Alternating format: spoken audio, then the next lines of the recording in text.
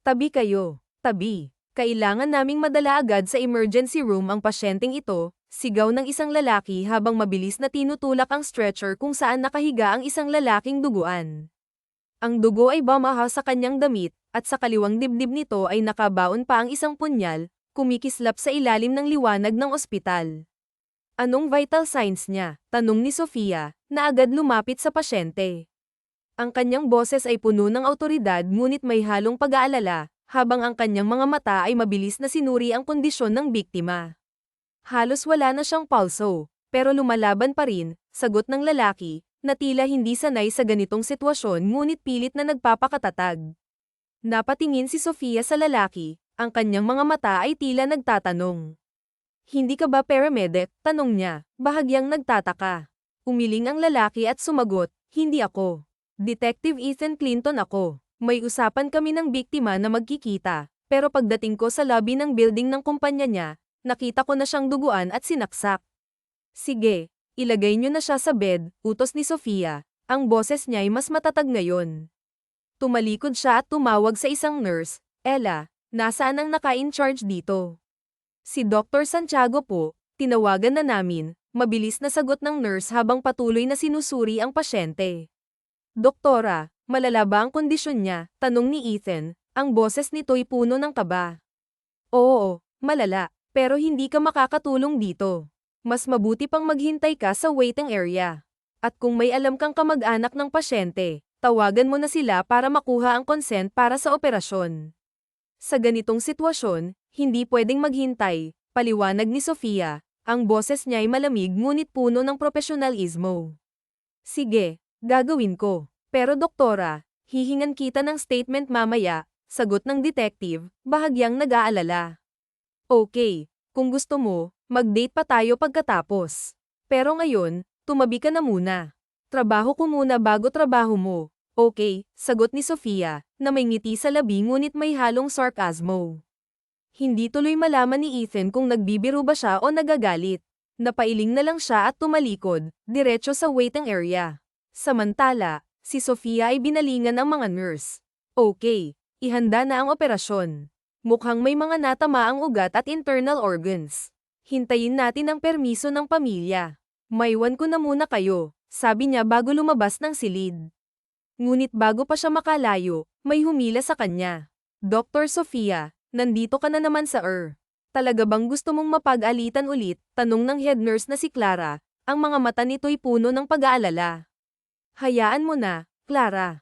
Wala naman akong masyadong ginagawa sa CS department. Isa pa, gusto ko dito. Mas exciting, sagot ni Sofia, ang kanyang ngiti ay puno ng saya at excitement. Exciting. Kita ko nga kung paano mo pinasaringan ang detective kanina. Ikaw talaga, Sofia, hindi ka magbabago, puna ni Clara, ngunit may halong ngiti sa kanyang boses. Ang kulit talaga. Pwede naman mamaya yun, sagot niya, na may bahagyang ngiti sa labi habang dahan-daang hinuhubad ang kanyang disposable gloves.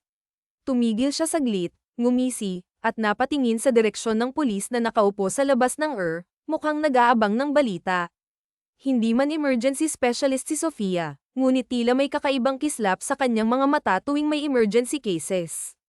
Para bang ang adrenaline na dala ng ganitong sitwasyon ang nagbibigay buhay sa kanya. Bilang intern doctor ng mga cardiothoracic surgeon, mas pinipili niyang tumambay sa kaysa sa kanyang assigned department. Ito rin ang dahilan kung bakit madalas siyang mapag-alitan ng kanyang mga superior.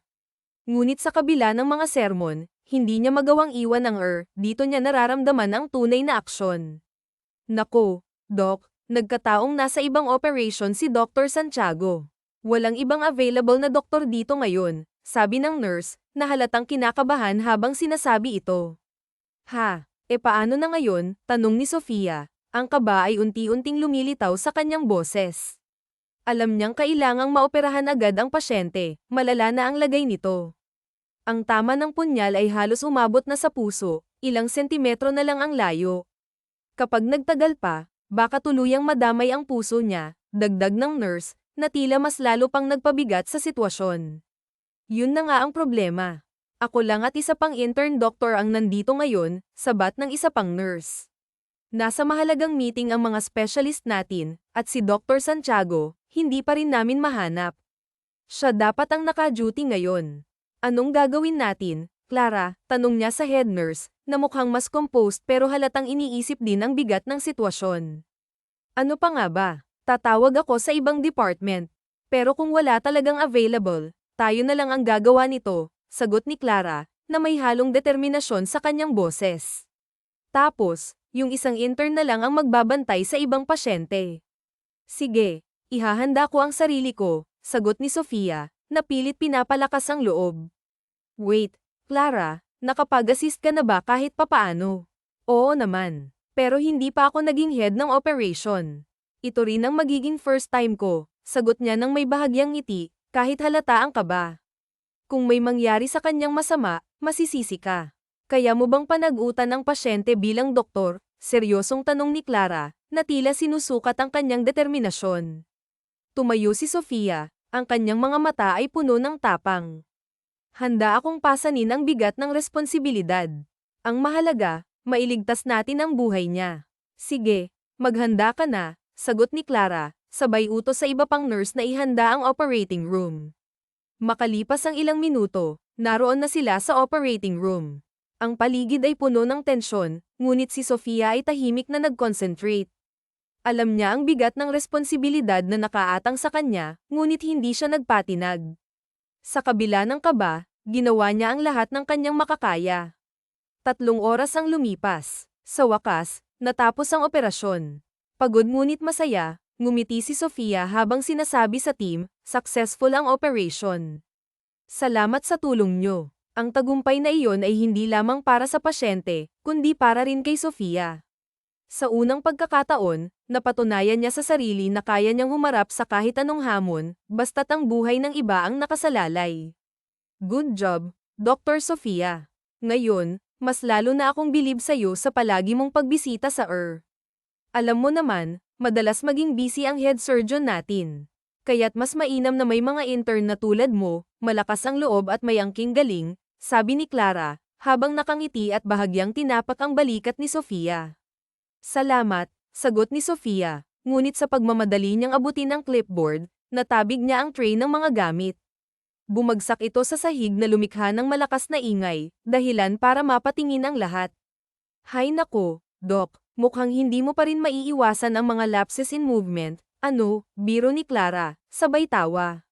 Nagkatawanan sila habang inaayos ang nagkalat na gamit, at masaya silang lumabas ng operating room. Habang naglalakad, nakasalubong nila ang isang babae na halatang nag-aalala. Doc, kayo po ba ang nag-opera sa papa ko? Yung nasaksak, tanong nito, halos nanginginig ang boses. Oo, ako nga, at successful naman ang operation. Dinala na siya sa ICU para mas matutukan ang kanyang paggaling, sagot ni Sofia, na may kalmadong tono upang mapawi ang kaba ng babae. ICU, delikado po ba ang lagay niya? Tanong muli ng babae, halatang hindi pa rin mapanatag. Hindi naman. Ayos na siya. Doon lang muna siya para mas mabantayan namin ng maigi. Paliwanag ni Sofia na may kasamang ngiti upang ipakita ang kumpiyansa. Mabuti na lang at naroon ka, Dr. Sofia, habang nasa kabilang operation ako, biglang sabat ng isang pamilyar na boses. Lumapit si Dr. Santiago, ang kanilang head surgeon, na may bahagyang sarkastikong ngiti. Natutuwa ako na marami ka palang natututunan sa kabila ng mga kapulyahan mo rito sa ospital. Bahagyang namula si Sofia at tumango. Sige po, ma'am. Mamaya na lang po tayo mag-usap, sagot niya, pilit na ngumiti bago tumalikod. Hindi niya napigil ang lumapit muli kay Dr. Santiago matapos ang ilang sandali. Sorry po, Doc. Alam ko pong hindi ko dapat ginawa yun, pero wala na po akong choice, sabi niya, halatang may halong kaba at pagsisisi. Ngunit sa halip na sermon, isang tapik sa balikat ang nakuha niya mula sa head surgeon. Huwag kang mag-sorry. Congratulations, Sofia. Ginawa mo ang makakaya mo para magligtas ng buhay. Good job, sagot ni Dr. Santiago bago siya iniwan. Habang naglalakad sa koridor, naalala ni Sofia ang kakaibang bagay na nakapa niya sa bulsa ng pasyente noong nagsusuture siya. Isang mamahalin at eleganteng sign pen iyon. Sinubukan niyang hanapin ang detective na nakausap niya kagabi, ngunit wala ito sa paligid. Minabuti na lang niyang itago muna ang pen habang naghihintay ng tamang pagkakataon. Kinabukasan, pagdating niya sa ospital, nagulat siya sa dami ng sasakyan ng mga pulis na nakaparada sa labas. Halos hindi siya makapaniwala sa bigat ng sitwasyon. Pagpasok niya sa lobby, agad siyang sinalubong ni Clara. Doktora, may problema. Kailangan mong magpunta agad sa opisina ng president ng ospital, sabi nito, halatang kinakabahan. Bakit? Ano bang nangyari? Dahil ba sa pag-oopera ko? Tanong ni Sofia, ramdam ang kaba sa kanyang dibdib. Oo, pero may iba pang dahilan. Tara na. Kasama rin ako sa mga tatanungin dahil ako ang nag-assist sa'yo sa operating room, sagot ni Clara. Pagdating nila sa opisina, bumungad sa kanila ang tatlong lalaki. Ngunit isang lalaki ang agad na nakaagaw ng atensyon ni Sofia. Maupo kayo, sabi ng president ng ospital. Siya nga pala, sila ang mga detective na naka-assign sa kasong ito. Si Detective Ethan Clinton at ang kanyang mga kasama, sina Miguel at Arturo, dagdag ng presidente. Napatingin si Sofia kay Detective Clinton at biglang naalala ang mukha nito. Oh, hindi ba ikaw yung detective kagabi? Ikaw ang nagsugod ng pasyente, tanong niya, halatang nagulat. Oo, ako nga, sagot ni Detective Ethan habang bahagyang tumango. Kaya lang, bigla akong ipinatawag sa presinto kagabi kaya kinailangan kong umalis. Sa totoo lang, hindi ko inaasahan na sa akin uli ibabalik ang kasong ito. Ah, ano pong problema ang nagawa ko? Tanong ni Sofia matapos silang makaupo. Ramdam niya ang tensyon sa paligid, lalo na't lahat ng mata ay nakatuon sa kanya. Huminga ng malalim ang presidente ng ospital bago nagsalita. Hindi mo pa ba alam? Kagabi, nag-cardiac arrest ang pasyente na inoperahan mo. At ang mas malala, kilalang tao pala siya. Halos hindi makapaniwala si Sofia. Paanong nag-cardiac arrest? Ako mismo ang nag-check ng mga vitals niya bago ako umalis kagabi. Ayos ang lagay niya at successful ang operation, sagot niya, kunot noo at halatang naguguluhan. Tama siya, sir, segunda ni Clara, ang nurse na nag-assist sa kanya noong gabi ng operasyon. Wala kaming nakitang kakaiba sa pasyente bago siya iniwan ni Doktora Sofia. Tumikim si Detective Ethan upang makuha ang atensyon ng lahat. Si Mr. Emo Rockefeller, isang bilyonaryong negosyante. Kara-rating lang niya dito sa bansa matapos ang ilang taon. Ayon sa mga ulat, ayos pa naman ang lahat noong gabing iyon. Pero yun nga, natagpuan siyang walang malay sa mismong building at pinagtangka ang patayin ng hindi kilalang tao, paliwanag niya. Ang boses ay malamig at puno ng awtoridad. Ang hinala ng mga eksperto, may itinurok na gamot sa kanya na naging sanhi ng silent cardiac arrest. Walang nakapansin, kahit sino, dagdag ng presidente habang seryosong nakatingin kay Sofia. Gusto lang naming linawin ang mga pangyayari dahil maaaring madamay ka sa kasong ito. Halos hindi makapagsalita si Sofia. Madamay. Paano po ako madadamay? Tanong niya. Ngunit halata sa kanyang tono ang kaba. Maaari kasing may kasabwat ang mga pumatay sa kanya na nagtatrabaho rito sa ospital, sabat ng isang gwapong lalaki na nakaupo sa tapat niya. May kakaibang lamig sa kanyang mga mata na tila sinusuri ang bawat kilos ni Sofia. Napailing si Sofia at natapik pa ang sariling dibdib. At sinasabi mong ako yun. Halos pa si ganyang tanong, ang boses ay nanginginig sa galit at pagkabigla. Miss, kumalma ka. Sagot ng lalaki, ang boses ay nanatiling kalmado. Wala akong sinasabing ikaw yun. Pero ano? Isa ako o ako ang primary suspect ninyo, ganun ba? Putol niya sa sinasabi ng lalaki, ang kanyang inis ay hindi na maitago. Sir, kung ganito siya, mapipilitan kaming dalhin siya sa presinto para doon imbestigahan, sabi ng detective na tumingin sa presidente ng ospital. Sir naman, alam ng lahat na wala akong kasalanan. Bakit ako ang primary suspect? Halos pumutok na ang emosyon ni Sofia. Katulad ng sinabi mo, ikaw ang huling nakausap ng pasyente kagabi. At wala kaming nakitang ibang tao sa CCTV na pumasok sa kwarto niya pagkatapos mong umalis. 5 minuto pagkaalis mo, naganap ang silent cardiac arrest, paliwanag ni Mr. Henrez, ang head ng security ng ospital. Kaninang madaling araw lang nalaman na wala na ang pasyente na si Mr. Emo Rockefeller. Kaya sa puntong ito, ikaw ang nasa primary list. Napalunok si Sofia. Ramdam niya ang bigat ng sitwasyon. Pero Pero marami rin namang nakakaalam na ako ang doktor na nag-opera sa kanya. Hindi ba't masyado namang mabilis ang conclusion nyo? Doktora, sagot ni Mr. Henrez. Ang tono ay seryoso ngunit may bahid ng awa. Alam mo naman siguro na maaari kang malagay sa alanganin kapag nagkataon. Kaya hinihiling namin ang buong kooperasyon mo. Tama po, sir. Hindi naman ako ganoon katanga para oprahan ng pasyente tapos papatayin ko rin siya. Kung may balak akong masama, sana hindi ko na siya inoperahan sa simula pa lang, galit na sagot ni Dr. Sofia Lopez habang mariing umirap sa lalaking nasa harapan niya. Ramdam ang tensyon sa kanyang boses, at hindi niya napigil ang ipakita ang inis sa sitwasyon. Napansin niya ang bahagyang pagngiti ng lalaki habang umiiling, tila ba may alam itong hindi niya mabasa. Ganito na lang, malamig na sabi ni Ethan, ngunit may halong kumpiyansa sa tono. Babantayan ka namin bilang primary suspect, pero sa parehong pagkakataon, pwede ka ring maging witness. Luminggi siya sa mga kasama, naghihintay ng kanilang pagsang-ayon. Napakibit balikat si Sofia, ngunit halata ang panggigigil sa kanyang kilos. Okay, tingnan natin kung may mapapala kayo sa pagbabantay sa akin. Pero sinasabi ko sa inyo, wala akong kinalaman sa mga paratang ninyo. Tumayo siya ng mariin, handa nang bumalik sa kanyang trabaho. Oh, saan ka pupunta? Tanong ng isa sa kanila, halatang nagulat sa biglaang kilos ng doktora. Do duty po ako, sir, sagot niya, ngunit may bahid ng pagkabigla sa kanyang boses. Pasensya na, Dr. Lopez, sagot ng presidente ng ospital, ang boses nito ay puno ng awtoridad ngunit may bahid ng pag-aalala. Suspended ka ng 6 na buwan dahil sa kasong ito. At hindi ka rin pwedeng umalis ng bansa habang iniimbestigahan ka. Susubaybayan ka ng mga pulis sa lahat ng oras. Hindi naman maganda na may mga pulis na nakasunod sa iyo dito sa ospital, kaya ito na ang pinakamagandang solusyon na naiisip ko para sa iyo. Tumango si Sofia, pilit na pinipigilan ang kanyang galit. Okay lang, sir. Alam kong lalabas din ang katotohanan. Wala akong kasalanan, sagot niya, ngunit ramdam ang bigat ng sitwasyon. Pagkatapos ng usapan, nasa labas na siya ng ospital nang mapansin niyang may 3 lalaking pulis na nakasunod pa rin sa kanya. Tahimik niyang inayos ang kanyang mga gamit, ang balak niyang magtungo sa bahay bakasyunan nila sa Laguna o kaya'y sa bahay ng isang kaibigan. Ngunit kahit saan siya magpunta, naroon pa rin ang 3 pulis.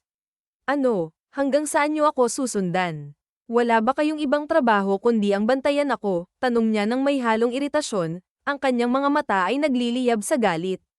Wow, ang sanggit mo, miss, sagot ng isa sa mga pulis, ang tono nito ay bahagyang pabiro ngunit may halong inis. Kung tutuusin, mabait pa nga kami sayo. Dapat nga, hinuli ka na namin at ini-interrogate sa presinto. Pero dahil mabait kami, pwede bang huwag kang magtaray, ha? Napangisi si Sofia, ngunit halata sa kanyang mga mata ang pagkadismaya. Pero ipapaalala ko lang sa'yo, hindi pa ako kriminal para ganyanan nyo. Suspecha lang ang meron kayo. Kaya paano mo nasabing mabait pa rin kayo sa akin? Tanong niya, ang kanyang tono ay puno ng hamon. Oo na, sige na, Miss Mataray. Doktor na Mataray, sagot ng pulis, halatang naiinis na rin. Ang dami namang pwedeng ibigay na kaso sa akin, bakit sa'yo pa ako napunta? Alam mo bang pinakaiinisan ko ang sundan ng isang babae? Pero dahil ako ang isa sa mga tumulong kay Mr. Emo, obligado na rin akong gawin to. Maat pa. Ano? Anong ibig mong sabihin sa maat pa? Maay ko at pakialam ko, sagot ni Sofia, ang kanyang boses ay tumataas sa inis. Gasgas na dialog na hindi mo alam. Isang lupalop ka ba nagmula? Hindi na niya napigil ang kumaway sa paparating na taxi. Nang huminto ito, binuksan niya ang pintuan sa backseat at mabilis na sumakay. Ngunit bago pa man siya makaupo ng maayos, laking gulat niya nang bigla na lang siyang paupuin ng lalaking pulis na sumunod sa kanya. Anong ginagawa mo? Tanong niya. Ano pa? Sumasakay, ha? Sagot nito. Yung mga kasama mo? Tanong niya ulit. Di ba nilinan kong magmanman sa ospital? Baka mamaya bumalik yung tunay na salarin, sagot nito habang sumasandal at tila na pang matulog. Aba, saan po tayo? Tanong niya. Sa Cubao. Sabi nito. Umalis na ang taxi na sinasakyan nila, tahimik na binabaybay ang mahabang daan habang ang ilaw ng mga poste ay naglalaro sa bintana. Matapos ang ilang oras, huminto na ito sa isang lugar na tila malapit sa isang mataong pamilihan. Inakala ni Sofia na tulog ang lalaki sa kanyang tabi dahil sa kawalang kibo nito, kaya't hindi na niya tinangkang gisingin. Manong, magkano ho ang bayad? Tanong niya habang kinakalkal ang kanyang pataka. Mahinahon ngunit mabilis niyang inabot ang tamang halaga sa driver. Akma na sana siyang bababa nang bigla niyang maramdaman ang malamig na pagkakahawak ng kamay ng lalaki sa kanyang pulso. Ano ba? Talagang iiwan mo ako, no? Malamig ngunit may halong biro na sabi nito, habang pinapakita ang kanyang ID sa driver. Pulis ako, Manong, at itong babaeng ito, kailangan kong bantayan. Napakunot ang noo ng driver, halatang naiinis. Di bumaba na kayo. Ayoko madamay sa mga problema nyo. Baka kung ano pa mangyari sa akin, sagot nito na may bahagyang galit. Walang nagawa si Sofia kundi bumaba na rin, kasunod ang lalaki. Naglakad sila sa kahabaan ng palengke sa Cubao, ang ingay ng mga nagtitinda at bumibili ay tila nagiging musika ng lungsod sa gabi. Sa kabila ng lahat, may isang bagay na nasa isip ni Sofia ang mga pasyenteng pneumonia noong nakaraang linggo. Madalas siyang magbigay ng libreng konsultasyon at panggagamot sa mga tao sa gilid ng tulay sa may overpass. Hindi niya matiis na hindi sila dalawin bago siya umalis. Ano ba? Bakit ka ba sunod ng sunod? Hindi mo ba nakikitang busy ako? Hindi lang sa ospital ang mga pasyente ko, iritadong sabi niya habang tumigil sa isang tabi. Mukha nga, ano ito, nagkakawang gawa ka, mapaklang na tanong ni Ethan, sabay ng isang mapanuyang tawa. Humarap si Sofia sa kanya, ang mga matay nag-aapoy sa galit. Ano namang masama? Masama bang gawin ko ito? Lisensyado naman akong doktor. Nakikita mo namang mahirap lang sila, at hindi lahat kayang magpunta ng doktor o ospital. Madiing sagot niya, ang boses niya ay puno ng determinasyon. Ngunit bago pa man siya makapagsalita ulit, biglang hinayla siya ni Ethan pababa ng overpass, malayo sa mga tao.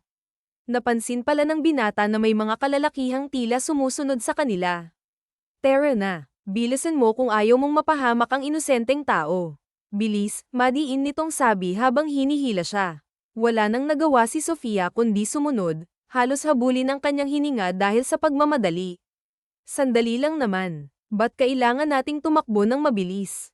Tsaka nakapagtataka, bakit ako hahabulin nila? Okay lang sana yung mga pulis, pero bakit yung mga lalaking iyon na nakita mo ang hahabol sa akin? Tanong niya, ang boses niya ay puno ng pagtataka. Maaaring may isang tao ang nasa likod nito. Hindi natin alam, pero baka mamaya sindikato o taong may interes sa kayamanan ni Mr. Rockefeller, sagot ni Ethan, ang mukha nito'y seryoso habang patuloy na tumatakbo.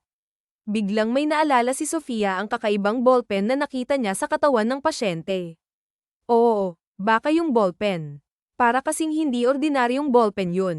Kaya lang, naroon sa apartment ko, sagot niya, ang boses niya ay may halong kaba at pag-aalala. Kung ganun, kailangan natin kunin yun. Nasa ligtas na lugar yun. Kahit nahalughugin nila ang bahay ko, hindi nila iyon makikita.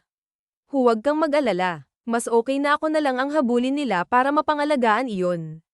Sa tingin ko, yun nga ang ebidensya, sagot niya. Sabay pa silang napayuko nang makarinig sila ng malalakas na putok ng baril buhat sa kanilang likuran. Halika, mabilis. Hinayla siya ni Ethan para makapagtago sila sa isang malapad na poste. Diyan ka lang. Huwag kang aalis, utos ng pulis. Dumukot siya ng baril at tinangkang magpaputok rin. Habang siya'y nakatingin, nakita niyang may batang tinamaan ng ligaw na bala sa hita. Nako, yung bata, sigaw niya at tinangkang puntahan ang nakitang sugatan.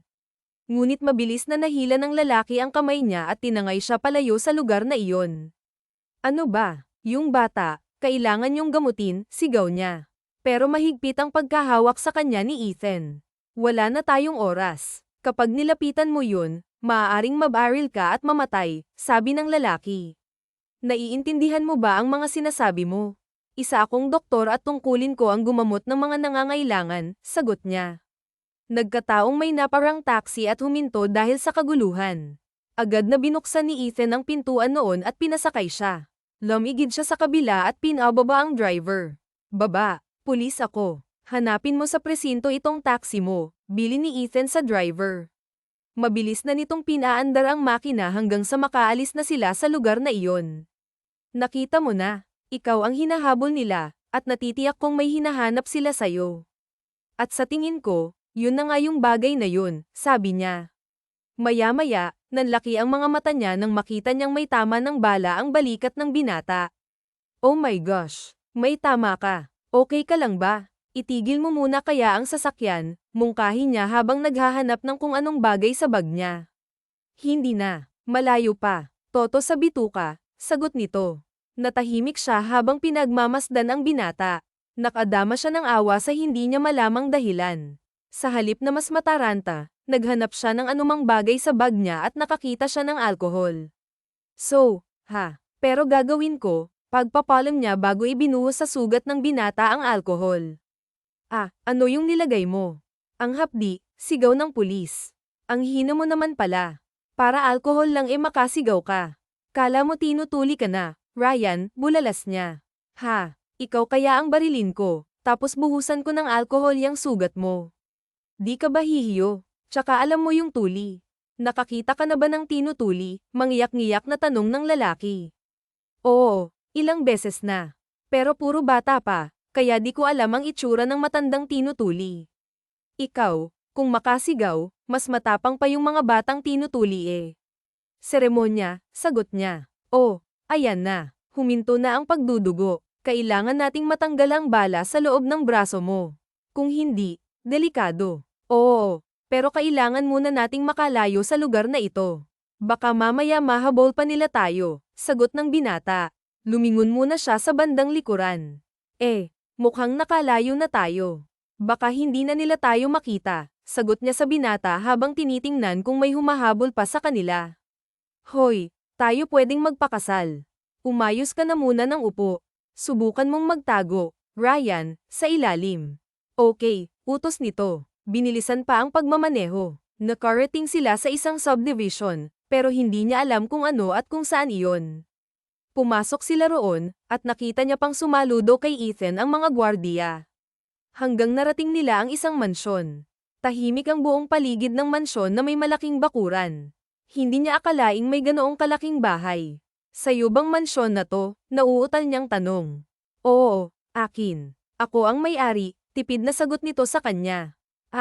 O sige, bilisan na natin. Bumaba na tayo para magamot ko na ang sugat mo. Meron ka kaya kahit na anong gamit dyan? Tanong niya. Kahit pinahinto na nito ang sasakyan, sinikap na bumaba nang makapasok sila sa loob ng bakuran ng malaking bahay. Iniakbay ni Ethan ang isang braso nito sa mga balikat niya para maalalayan niya ito papasok sa loob ng mansyon. Tao po, may tao ba riyan? Sigaw niya. Huwag mo nang ubusin ang lakas mo sa pagsigaw. Ay lapit mo nga muna ako sa sofa, utos nito. Ay nalalayan nga niya ang binata patungo sa sofa hanggang sa makaupo ito. Ang arte mo naman. Akala ko ba malayo sa bituka? Bakit umaarte ka pa na parang hinang-hina? Napatigil ko naman na kanina ang pagdurugo, tanong niya. Sa 6 na taon ko sa serbisyo, ngayon lang ako tinamaan ng bala sa katawan. At dahil yun sa'yo, bulalas ng binata na tila sinisisi pa siya. Ayos ka rin, no? Kasalanan ko ba na tumama sa braso mo ang bala? Sagot niya. Nadutla ng binata, makikita mo lang talaga kapag gumaling ako rito. Mahahalikan kita, banta pa ni Ethan. Nainis siya at tumayo, tsaka inihampas sa ulo ng pulis ang hawak niyang face towel na ipinatalo kanina. Manahimik ka na nga lang, senggal niya sa binata habang naghahanap ng anumang magagamit para magamot ito. Alam niyang kailangan niyang matanggal ang bala ng baril na pumasok sa braso nito. Hindi naman gaanong malalim ang tama mo, pero kailangan pa rin nating maalis yan. At huwag kang mag-alala dahil isa ako sa pinakamagaling na surgeon na nakilala mo. Kaya maghintay ka lang, sabi niya habang nagmamadali sa paghahanap ng mga kailangan. Bakit dyan ka maghahanap? Sa kusina. Ano yang hawak mo? Suka. Bakit? May balak ka bang gawing adobong puti itong braso ko? Nanlalaki pa ang mga butas ng ilong na tanong ni Ethan. Hindi naman. Grabe ka. Nahawakan ko lang to. Wala man lang bang alkohol o anong pwedeng magamit dito? Bulalas niya sabay bitiw sa mga hawak. Nagpalusot ka pa. Balak mo bang gamitin ang kutsilyo para hiwain ang balat ko? Tanong ni Ethan. Hindi naman talaga, Pero kung wala ng choice, pwede rin naman. Itong suka, pampatigil ng pagdurugo. At itong kutsilyo, panghiwa. Dahan-dahan lang naman, para lang akong naghihiwa ng karne ng manok, natatawang sabi niya. Ako, makapaniwalang doktor ang kausap ko ngayon. May medicine cabinet sa loob ng banyo, sa may kaliwang pintuan. Nakita mo yun? Itinuro pa ni Ethan ang nakasarang pintuan. Sige, nandoon pala, HMP. Sana agad mong sinabi, umismed siya sa binata at binuksan ang nakasarang pintuan ng banyo. Nang tumingala siya, nakita niya ang medicine cabinet at namangha siya. Maraming laman iyon, at sa ibabaw ay may medicine kit. Iyon ang una niyang kinuha. Mas nanlaki ang kanyang mga mata dahil halos kumpleto sa gamit, at lahat ng kailangan niya ay nasa medicine kit. Dali-dali niya iyong dinala sa binata. HMP. Sana agad mong sinabi. Kumpleto, kaya malabong maging adobong puti ang braso mo, sabi niya habang binubuksan ang kit at inihanda ang panggagamot sa binata. Habang ginagawa niya ang procedure, hindi naman maiwasan ni Ethan na humanga. Natuwa ito at namangha dahil sa bilis ng kanyang kamay at galing sa pagtanggal ng bala. Agad niyang nakuha ang bala at nailagay sa isang tray, tapos sinimulan ang pagtahi ng sugat nito. Ingatan mo yan. Ayoko nang may peklat, mahinahon na sabi ni Ethan habang tinatahi niya ang sugat. Nako, maswerte ka. Isa lang naman ako sa mga pinakamagaling na surgeon sa lahat na nakilala ko, sagot niya. Ganun ba? O baka naman isa ka sa mga pinakamayabang na doktor na nakilala ko, ngumingising sabi ng binata. Nako naman, aminin mo man o sa hindi, alam kong napahanga na kita kanina pa, nakangisi niyang sabi habang nagpapaayos pa. Naiiling na ibinaling na lamang ng binata ang tingin sa ibang direksyon. Mapapahanga mo ko kahit na anong gawin mo. Okay lang, basta hayaan mo akong matulog, okay, Mr. Detective Billionaire, pabirong sagot niya. Tumayo siya at naglakad-lakad sa buong paligid. Nakakita siya ng library. Sobrang laki ng bahay na iyon, at hindi siya makapaniwala na ang isang detective ay may ganoong kalaking bahay na walang ibang nakatira kundi ito lang. Nakapagtataka naman, sabi niya sa sarili. Sumilip siya sa library at tuluyang pumasok. Hindi siya makapaniwala na malaki rin ang silid at puno ng mga libro. Pero hindi niya inakalang mapasandal siya sa isa sa mga shelves, at laking gulat niya nang may mausag siyang libro at nagbukas ang isang malaking pintuan. Nakakita siya ng hagdanan pababa, at malakas ang loob niyang tunguhin iyon at tingnan. Agad niyang nadukat ang cellphone sa bulsa at binuksan ang flashlight habang marahang bumababa sa hagdan. Hanggang sa narating niya ang dulo, nanlaki ang kanyang mga mata nang makita ang samot-saring mga baril na nakasabit pa sa dingding. Ang iba, namamanghang nilapitan niya iyon at isa-isang pinagmamasdan. Hanggang sa hawakan na niya ang isa sa mga iyon, pero hindi niya akalaing makakalabit niya ang baril at paputok iyon. Mukhang soundproof ang buong kwarto, kaya mukhang hindi naman niya narinig yun, sabi niya sa sarili. Hindi niya akalaing may bala ang baril na iyon. Nakakaloka, pumuputok naman agad ang baril na to. Agad niyang itinulak palayo ang bagay na iyon. Tumayo siya, at paglingon niya, ikinagulat niyang naroon na si Ethan. Ang layo naman ang narating mo, at hindi ko akalain na mabubuksan mo ang secret place ko. Agad nitong kinuha ang isang pal at pulsuhan niya, at paayla siyang isinama paakyat sa itaas. Ethan, sorry na, sabi niya habang hinihila ang isang kamay niya. Ikaw, huwag mo nang uulitin na magpunta sa lugar na iyon. Secret ang kwartong iyon, at delikado rin. Bakit? Kasi ang dami mong nakatagong baril. Ano bang trabaho ko? Pulis. Kaya sana, kung ano man ang nakita mo, ilihim mo na lang at ang isipin mo ay kung paano ka makakaligtas, paalala ng binata. Muli silang umupo sa sofa. May kamag-anak siya nung araw na yun. Nakausap ko kaso nga biglang dumating si Professor kaya hindi ko na siya gaanong naintindihan, pagbubukas niya muli ng usapan tungkol sa kasong kinakaharap niya. Ganun, walang nakarating sa amin na may kamag-anak siya rito. Ang sabi kasi, nasa ibang bansa pa ang mga kamag-anak nito. Hindi kaya. Hindi naman pala kamag-anak ang nakausap ko. Sa palagay mo, maaari at maaaring trap iyon para ikaw ang madiin. Bago ka nagpunta nung gabing iyon sa ICU, may nagsabi bang may ibang nagpunta roon? Tanong ni Ethan. Parang wala naman. Hindi ko rin naitanong. Basta ang ginawa ko, Nag-check lang ako kung okay ang vitals ng patient at nang matiyak kung okay ang vitals niya, ayun, umalis na ako. Pero ibinilin ko pala siya sa nurse na naka-duty ng araw na iyon, paliwanag niya. Maya-maya, tumunog ang cellphone ni Ethan at agad itong napatayo para kausapin ang nasa kabilang linya. Hello, kamusta? Anong balita, Chief? Huwag na muna kayong bumalik dito. May kakaiba kaming napapansin, at sa tingin ko, iyong nangyaring pamamaril, si Dr. Lopez talaga ang punterya.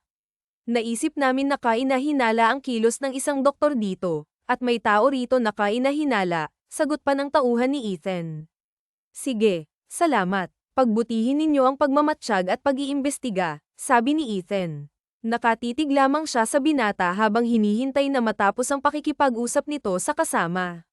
Hindi niya alam na napatulala na pala siya at nakatitig lang sa lalaking pulis na noon ay nakabenda ang kanyang braso. Hindi niya alam na tila bumagal ang oras para sa binata at nakita nito ang kakaiba niyang ganda, bagay na hindi nito mapaniwalaan. Ngunit sa halip na purihin siya, kumuha ito ng unan at ibinato sa mukha niya. Aray, ano ba? Pasinghal niyang tanong habang nakasimangot.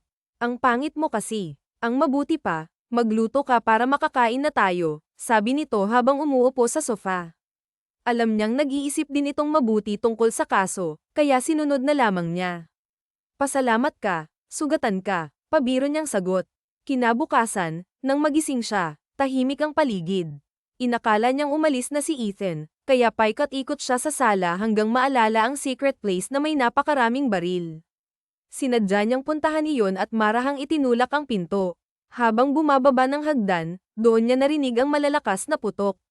Wow, bulalas niya nang makita ang galing ni Ethan sa pagbaril. Napatigil ito at lumingon sa kanya.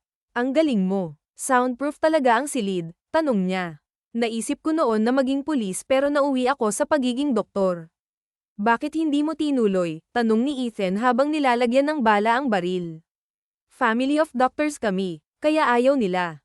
Nang maging doktor na lahat, nag-migrate sila sa Canada. Ako lang ang naiwan dito. Ah, ganun ba? Bakit hindi ka sumama? Mas gusto kong magserbisyo dito, napanguso sagot niya. Pinanood niya si Ethan sa ginagawa nito. Gusto mo bang matutong bumaril? Pwede ba? Oo, para maprotektahan ko ang sarili ko, nagniningning ang mga mata niya. Kumaway si Ethan para lumapit siya. Iniabot nito ang baril sa kanya. Oh, asintahin mo yun. Kung tamaan mo, ibig sabihin, may pag-asa kang matuto. Inilagay ni Ethan ang baril sa kamay niya at pumwesto sa likuran, halos nakayakap. Ramdam niya ang kakaibang kaba at bilis ng tibok ng puso. Tumingin ka sa target, bulong ni Ethan. Lalo siyang kinabahan nang maramdaman ang mainit na hininga nito sa batok. Ano kasi? Nauutal niyang sabi. Stay focused. Huwag kang manginig. Tandaan mong nasa panganib ang buhay mo, at hindi habang buhay ay mapoprotektahan kita. Malinaw. Ah, hindi ako nanginginig, pagdadahilan niya, bagamat halata ang tensyon. Mabuti. Wala akong balak na ma-in-love sa katulad mo, dugtong ng binata. Grabe naman yun. Main love agad. HMP. Hindi nga kita type, asap niya sabay baba ng baril. Ano? Babarilin mo ba o hindi? Tanong ni Ethan. Umayos siya ng tayo, itinaas muli ang baril, at pinaputok. Napapikit si Ethan pero nanlaki ang mata nang makita ang tama.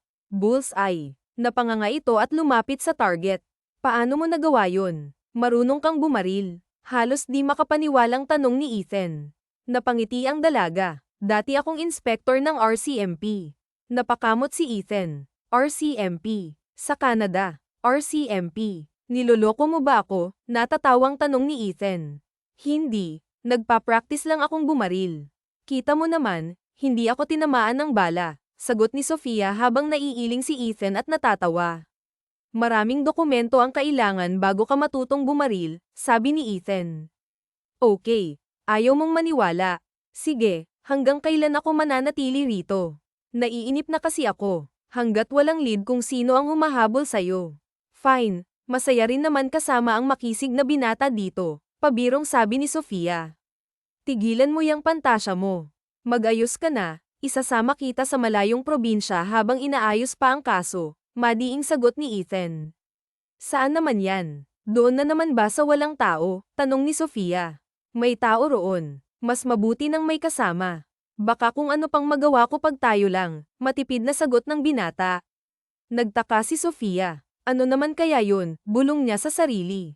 3 araw pa ang lumipas bago sila umalis at dumiretso sa pinakadulo ng Laguna, isang napakagandang lugar. Wow, grabe na to ha.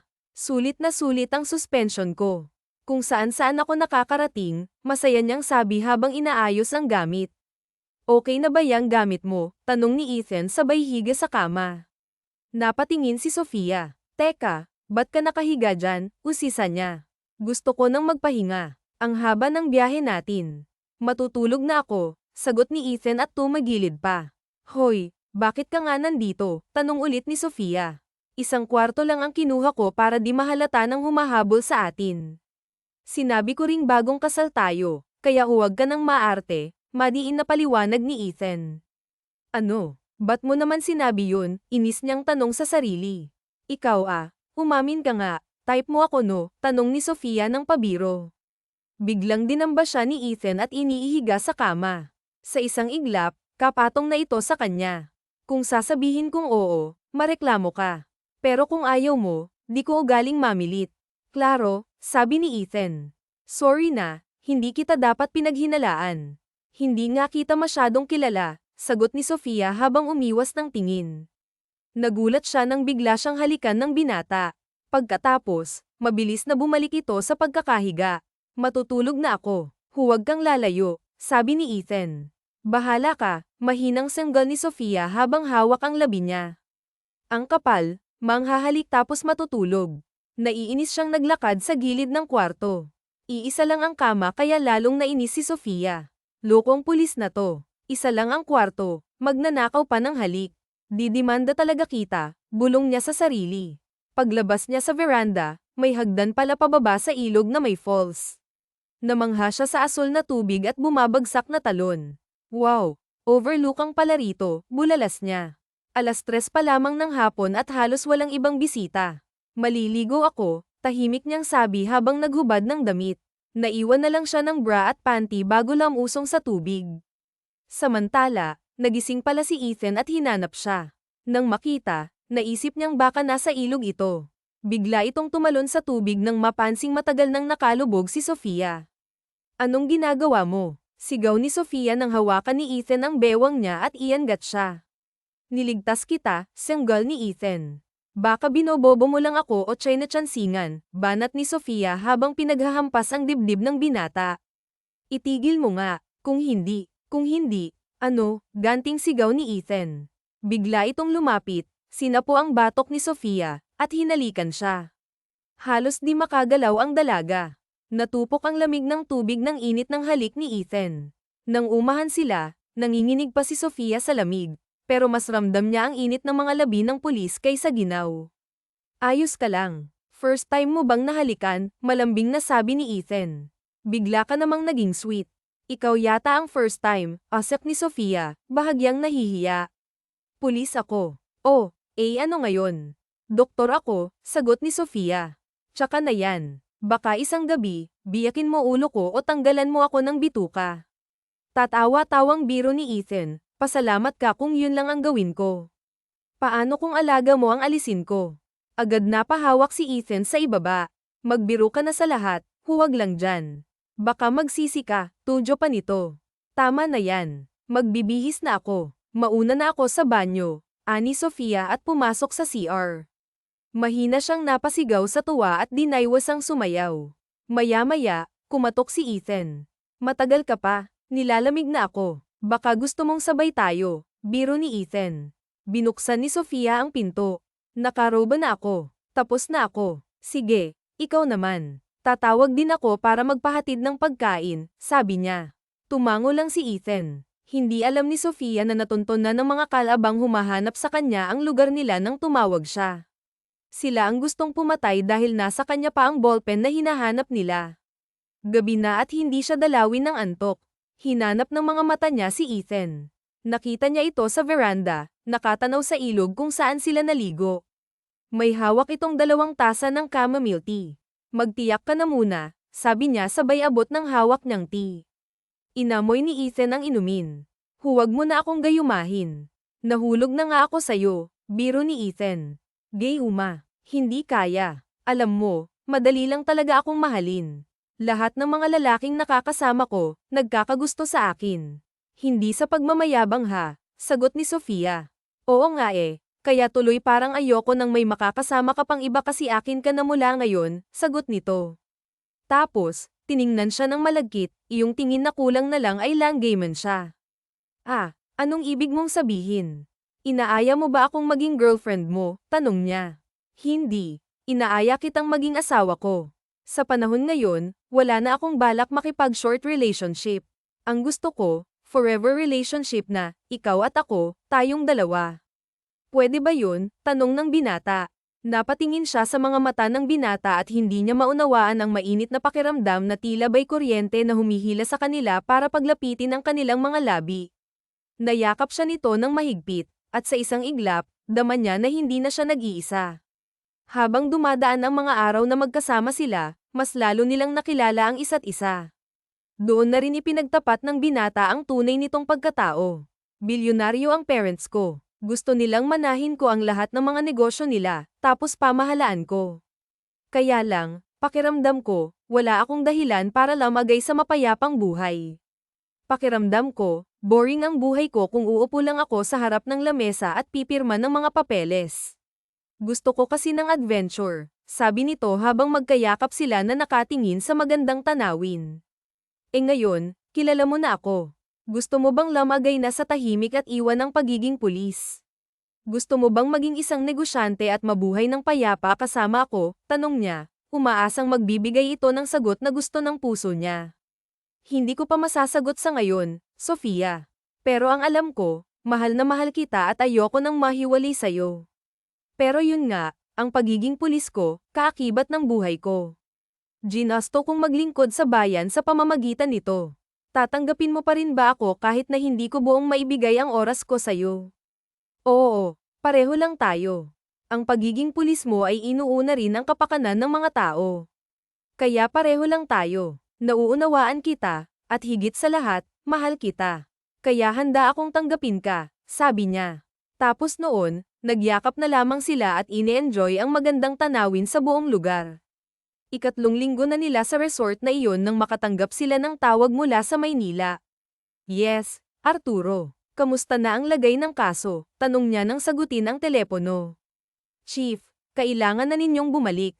At kung totoong hawak ni Dr. Sofia Lopez ang isang mahalagang ebidensya, kailangan na iyon para mailabas ang warrant of arrest para sa mga suspect na hinihinala namin, sabi ng kanyang tauhan na si Arturo. Sige, huwag kang mag-alala. Dadalhin namin ang bagay na yan ng ligtas. Puntahan ninyo kami sa bahay ko, sabi ni Ethan, tapos ibinaba na ang hawak na cellphone. Sofia, bilisan na nating kumain. Kailangan na nating umalis ngayon. Dalhin mo ako sa pinagtaguan mo ng pen na iyon. Sa tingin ko, isang hidden camera o recording pen ang ballpen na iyon. Kaya nila iyon hinahanap dahil naroon ang lahat ng sikreto nila. Sayang lang at hindi ako ang nakakita. Di sana, hindi ka na nadadamay ngayon. Okay lang yun. Hindi totoong hindi ako madadamay. Ako at ako pa rin ang makikilala natin ng isa't isa ng mga oras na iyon, sagot niya. Biglang naalala ni Ethan na tanungin siya, naalala mo pa ba ang mukha ng nakausap na babae? Iyong nagpanggap na anak ng pasyenteng pinatay. Sandali. Oo, siya, sagot ni Sofia nang may mag-send ng picture sa cellphone nito. Nang tingnan niya, natiyak nga niya na iyon ang babaeng nagpakilala sa kanya. Sandali, may nahanap na footage. Burado na iyon pero na-recover na ng IT team. Nakita ang isang nurse na pumasok matapos mong manggaling roon, Ethan. Sino kaya ang nurse na iyon? Nagpanggap lang ba siya o isa siya sa mga kasabwat? Tanong niya habang isinubo ang katsarang may lamang pagkain. Sa tingin ko, may iba pang staff sa ospital ang may kinalaman sa pagpatay kay Mr. Rockefeller, dugtong niya. Sigurado yan. Kaya kailangan nating mas mag-ingat. Kaya ikaw, bawasan mo ang paggamit ng cellphone mo. Baka mamaya matrace nila kung nasaan tayo. Kailangan nating makaalis ng tahimik at ligtas para wala ng ibang madamay, paalala ng binata. Biglang may kumatok sa pintuan ng kanilang silid. Sabay silang napatingin sa gawin ng pintuan. Tatayo na sana siya pero pinigilan siya ni Ethan. Bakit? Kailangan nating buksan. Baka roomboy yan. Sandali, kung roomboy yan, bakit hindi nagsasalita? Agad na dinampot ni Ethan ang isang .45 caliber na baril at kinuha ang isa pa para ipahawak sa kanya. Hawakan mong maigi yan. Nalalaman mo gamitin yan kung kinakailangan, bulong ng binata. Hindi ba ako makukulong kapag nakapatay ako? Tanong niya. Nanlalaki ang mga mata habang nakatitig sa baril na hawak. Hindi ka makukulong dahil self-defense ang gagawin mo, sagot ni Ethan. Tumayo si Ethan at marahang lumapit sa pintuan. Habang nasa likod ang isang kamay na may hawak na baril, hawak na nito ang doorknob. Kapwa pigil ang hininga nilang pareho ng pihitin niyon at tuluyang hilahin. Pagbukas pa lang, isang malakas na suntok na ang pinakawalan ng lalaking nasa labas. Ngunit mabilis naman iyong nailagan ni Ethan. Tila may sariling buhay ang mga kamao ni Ethan at mabilis na gamanti ng mga suntok, bawat isa'y may lakas na tila bakal. Hindi na rin napigil ang gamitin ng hawak na baril at pinaputokan ng kalaban. Ngunit may mga kasama pa pala ang lalaki. Kapos sila, at nagpalitan ng pagbabaril. Maraming bala ang nagulan, ngunit nagawa naman niyang makapagtago sa likod ng pintuan. Muling pumasok si Ethan sa loob ng silid at isinara ang pintuan. Tsaka siya hinablot para humanap ng ibang madaraanan. Sa pagtakbo nila, hamarang muli sa kanila ang ilang kalalakihang nakaitim. Napasabak na naman ang binata sa isang pisikal na laban.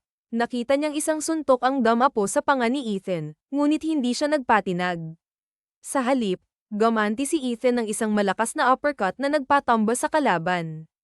Ang tunog ng mga suntok ni Ethan ay parang mga tambol na nag-iitso sa kanyang pandinig. Biglang nakita niya ang isa sa mga kalalakihang kasama ng kalaban nila na may dalang baril at tangkang babarilin si Ethan. Kaya't hindi na siya nagdalawang isip na kunin ang baril na nabitawan ni Ethan at iputok iyon upang may pagtanggol ang lalaking kanya ng minamahal.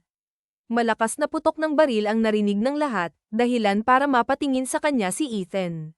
Sofia, tara na, mabilis na sabi ng binata. Hinailan niya ang palapulsuhan nito. At sabay nilang tinakbuhan muli ang iba pang mga kalalakihang humahabol sa kanila at gustong pumatay sa kanila. Habang tumatakbo sila, panay pa rin ang pagulan ng bala. Hindi niya alam kung bakit ni Daplis ay hindi siya tinamaan. Iyon ay dahil pinoprotektahan siya ni Ethan sa abot ng makakaya nito. Sa isang iglap, lulan na sila ng sasakyan ni Ethan. Mabilis nitong minaobra ang kotse hanggang sa tuluyan na silang makalayo. Hindi alam ni Sofia na may tama ng bala si Ethan sa tagiliran nito. Muli niyang nakita ang pagtagas ng dugo. Tinamaan ka na naman, bulalas niya. At this time, mas matindi ang tama mo. Nanlalaki ang mga mata niya nang mahawakan ang tagiliran nito na puno ng dugo. Hindi na tumitigil ang pag-agos ng dugo mo. I think mas malalim ang tama mo. Baka may mga importanteng organ ang tinamaan, nag-aalala niyang sabi. Doon niya lubos na naisip na anumang gawin nila para ipagtanggol ang isa't isa, kapwa silang maaaring mabaygo. Hayaan mo na. Ayos lang ako. Hindi ako natatakot ngayon, sagot ni Ethan. Alam mo, sa trabaho namin, iniingatan ko talaga ang matamaan ng bala kahit daplis lang. Alam mo kung bakit, tanong pa ng binata. Ano ka ba? Nagagawa mo pang magyabang sa akin. May tama ka na nga, impit ang pag-iyak na sabi niya. Makinig ka. Hinawakan ni Ethan ang kamay niya na nakadiin sa tagiliran nito upang mapigilan ang pagtagas ng dugo. Naniniwala ako sa iyo na kaya mo akong iligtas. At kung hindi man, masaya akong mawawala dito sa mundo dahil naibuwis ko ang buhay ko para sa isang magandang babae na tulad mo. Maganda at matapang na babae. Para sa akin, napakapalad ko na nakilala kita. At masaya ako na sa 6 na taon ko sa serbisyo, ikaw ang huling tao na napaglingkuran ko. Sabi ni Ethan kahit halos maghabol hininga na ito. Mariin niyang pinisil ang sugat nito, dahilan para mapasigaw ng malakas ang binata. Sorry, kailangan kong gawin yun kasi ayokong makatulog ka. Ayokong iwan mo ako, Ethan. Mahal kita, totoo. At kahit na maiksi pa lang ang pinagsamahan natin, alam ko na ikaw ang lalaking itinitibok ng puso ko. Huwag kang matutulog, please. Huwag mo akong iiwan. Ililigtas kita, umiiyak niyang sigaw sa binata. Nagising si Ethan sa isang lugar na hindi niya kilala. Marahan siyang bumangon at nakita niya mismo si Sofia na nakatunghay sa kanya. Nasaan ako? Tanong niya. Sumangot muna si Sofia bago sinagot ang tanong ni Ethan. Kumusta ang pakiramdam mo? Alam mo bang 9 milimetro na lang ang layo ng bala sa kidney mo? Alam mo ba yon? Mahimig ng galit na sabi niya dahil puno siya ng takot sa puso niya. Takot na baka iyon na ang maging katapusan ng buhay ng binatang minamahal. Pero naligtas mo pa rin ako. Ikaw ba ang nag-opera sa akin? Tama ba? Paniniguro ng binata. Oo, dahil hindi ako papayag na hindi ako ang magliligtas sa'yo. Mabuti na lang may malapit na klinik sa Laguna ang kaibigan kong Dr. Din, at doon kita dinala. 5 araw ka nang natutulog. At habang tulog ka, umuwi ako sa bahay ko kasama ang isa sa mga tauhan mo para makuha ang ebidensya. Umiiyak niyang sabi. Bakit mo ginawa yon? Dapat hinintay mo akong magising. Okay, next time huwag kang kikilos mag-isa. Ikaw rin, huwag mong sasaluhin ang bala para sa akin. Ayoko ng pagdaanan pang ganoong delikadong sitwasyon. Pwede ba? Sagot ni Ethan. Sorry, pero hindi yun pwede, ngumingiti nitong sagot. Nailapit nito ang isang kamay niya at hinagkan ang likod ng palad niya bago muling nagsalita, hindi natin iyon maiiwasan. Ang ganoong kadelikadong sitwasyon, ang buhay ng tao, dapat mong tandaan na nakatakda na yan. Kapag oras ko na, kahit na magkulong ako sa loob ng bahay, kukunin ang buhay ko. May kanya-kanya tayong daang tinatahak. At ang buhay ko, inilaan ko sa serbisyong ito. Tinalikuran ko ang posisyon at mana ko sa kumpanya ng papa ko dahil mas pinili ko ang maglingkod sa bayan. Sana naman, katulad mo, maunawaan mo ako at huwag mong takutin ang sarili mo sa pag-iisip sa akin, bilin ni Ethan. Sumangot na naman siya dahil kasabay ng mga luha ay ang pagtulo ng sipon nito. Hindi ko naman sinabing umalis ka sa pagiging detective. Ang akin lang, kung maaari sana, doble ingat ka. Maglagay ka palagi ng bulletproof vest o mas maging alisto ka sa tama ng bala. At huwag mo akong palaging iligtas. Alam ko kaya ka tinamaan ng bala dahil palihim mong iniharang ang sarili mo sa mga bala na dapat para sa akin. Mahina pero mariin niyang nahampan ng kamay niya ang kamay ng binata. Di pwede yun. Hindi ko yun maipapangako. Sabi ko na nga sa'yo na masaya akong mamamatay at mawawala sa mundo dahil sa'yo. Mas magiging makabuluhan ang buhay ko kung mawawala ako para sa babaeng mahal ko, sabi pa nito at hinailan ng bahagya ang kamay niya. Napatayo naman siya at napaupo sa tabi ng binata. Inakbayan siya nito at hinagkan sa kanyang noo. Ethan, sorry kung mahal na kita. At palagi na akong mag-aalala para sa'yo. At sasabihin sa sarili ko na sana palagi kang ligtas, sabi niya. Isa kang doktor, pero sana next time mag-ingat ka na sa mga desisyong gagawin mo para hindi ka na naiipit sa mga sitwasyong katulad ng ganito. Hinagkan ni Ethan ang noo niya at nahimas pa ang balikat niya. Maya-maya, may kumatok sa pintuan at bumungad sa kanila ang chief ng kapulisan na may hawak sa kaso ni Sofia. Magandang balita, nahuli na namin ang tunay na salarin, pati na rin ang grupo na humabol sa inyo. Grupo iyon ng babaeng nakausap mo at nagpanggap na anak ni Mr. Emo Rockefeller, sabi ng chief. Paano pong namatay si Mr. Emo? Tanong ni Ethan. Yung nurse na pumasok sa ICU pagkalabas ni Dr. Sofia, may itinurok siyang klase ng kemikal na nakapagdudulot ng silent heart attack. Naitago rin nila ang CCTV footage. Inakala nilang walang backup file ang lahat ng footage, pero mabuti na lang at nahanap iyon ng magagaling nating itim, sagot ng chief. Hindi maiwasang mapaluha ni Sofia dahil sa mga pangyayaring nalaman nila. Siya nga pala, nasasangkot sa kasong ito si Dr. Santiago. Lumalabas sa aming investigasyon na sinadyang ipaopera sa isang intern doctor ang biktima sa pag-aakalang papalpak ka, Miss Sofia. Ngunit nasira ang mga plano nila nang magtagumpay ang operasyon. Kinailangan pa nilang gumawa ng panibagong hakbang upang maipagpatuloy ang pagpatay sa pasyente. Ano pong dahilan nila? Bakit nila ginawa ang bagay na yun? Tanong ni Sofia. Magnobyo sila, at ang babaeng iyon ay hindi tunay na anak ni Mr. Rockefeller. Kayamanan at kapangyarihan ang pinakaugat ng lahat ng kasalanang nagawa nila, sagot ng Chief of Police. Ano nga po pala ang laman ng pen? May nakuhang micro SD sa pen na iyon, hindi po ba? Tanong niya. Tama, natuklasan pala ni Mr. Rockefeller ang tunay na pangyayari sa likod ng pagkamatay rin ng asawa nito. Nalaman na iyong babae pala ang may kagagawan. Kaya ganoon na lamang ang hangarin nilang makuha iyon. Naroon ang recordings ng pag-uusap nila at pagpaplano, lahat iyon nakuhaan pala ng pen na iyon na pagmamay-ari ng asawa ni Mr. Rockefeller, sabi ng chief. Maya-maya, isang lalaki ang kumatok sa nakabukas na pintuan. Lahat sila napalingon sa lalaking unang tingin pa lang ay tila nahuhulaan na nila ang propesyon nito. Good day. I am Attorney Gino Davila. Ako ang abogado ni Mr. Emo Rockefeller at narito ako para basahin at ipaalam sa iyo, Dr. Sofia Lopez, na mula sa araw na ito, opisyal ka ng tagapagmana ni Mr. Emo Rockefeller.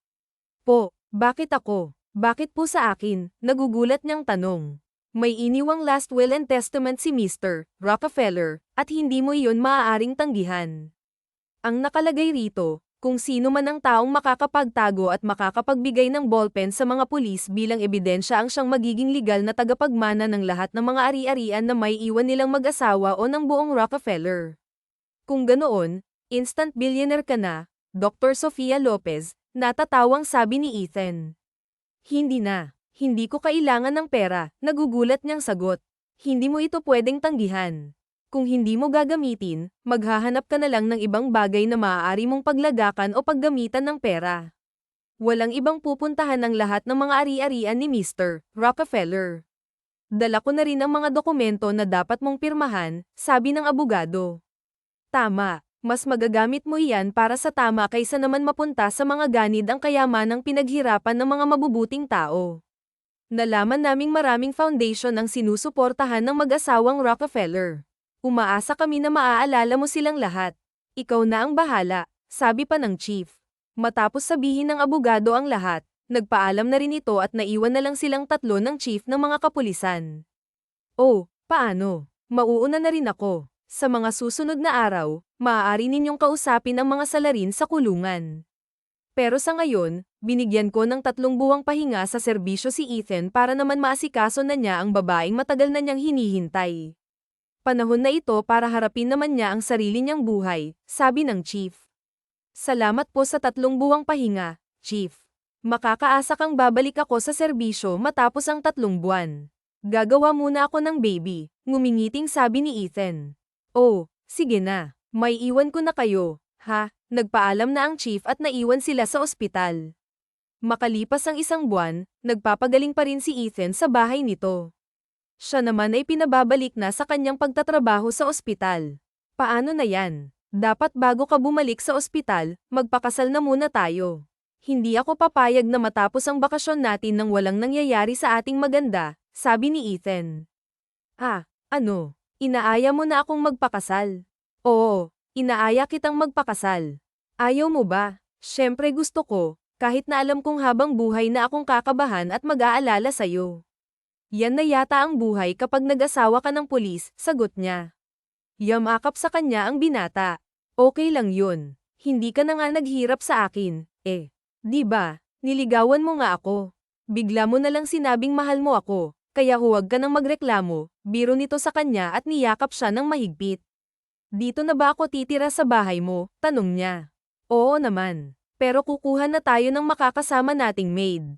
Ano sa tingin mo? Hindi na. Tayo na lang. Tsaka na kapag may baby na tayo, tsaka na tayo kumuha ng ganoon, sagot niya. Ako naman ang magpapasweldo sa kanila. Ikaw talaga, umiiral na naman ang kakuriputan mo, natatawang sabi ni Ethan at hinagkan ang noo niya. Sige, ikaw na ang bahala. Basta magtatrabaho pa rin ako kahit na may baby na tayo, ha? Hindi ako titigil sa panggagamot sa mga taong nangangailangan ng tulong. Okay, sagot ni Ethan. 1 linggo ang lumipas, at isang simpleng kasalan lang ang naganap. Naroon ang mga malalapit na kaibigang doktor at nurse ni Sofia, pati na rin ang mga tauhan at kasamahang pulis ni Ethan.